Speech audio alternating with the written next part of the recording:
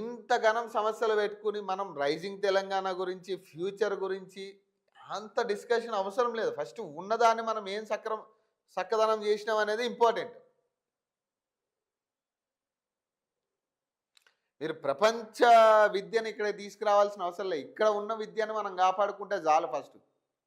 ఇక్కడ అన్ని రకాల విద్యలు, అన్ని రకాల సౌకర్యాలు ఉన్నాయి. కానీ మనం కొంత చిత్తశుద్ధి పెట్టి ప్రభుత్వం తరపు నుంచి ఉన్న పాఠశాలను అభివృద్ధి చేసుకుని, కొన్ని పాఠశాలలకు భవనాలు కూడా చక్కగా లేవు.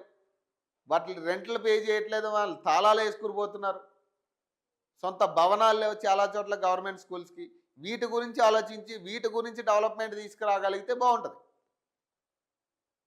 అంతే తప్పితే వీటన్నిటిని పక్కన పెట్టి మాకు కొత్తగా ఎక్కడో ఏదో ప్రపంచంలో ఉన్న విద్య మాకు అవసరం లేదు.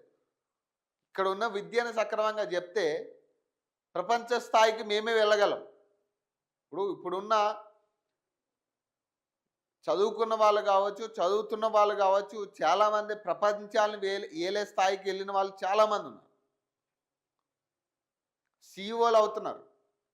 మీరు సరైన విద్య చెప్తే గవర్నమెంట్ స్కూల్ నుంచే కూడా మీరు సరైన విద్య చెప్పగలిగితే ఎవరైనా కావచ్చు. ఇది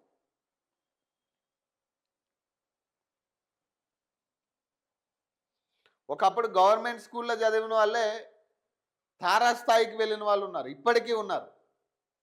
ఐపీఎస్లు, ఐఏఎస్లు అందరూ కూడా గవర్నమెంట్ స్కూల్లో చదివిన వాళ్ళు ఉన్నారు ఇప్పటికీ. మరి ఆ విద్య ఇప్పుడు ఎందుకు అందట్లేదు? ఇప్పుడు అందుతుందా?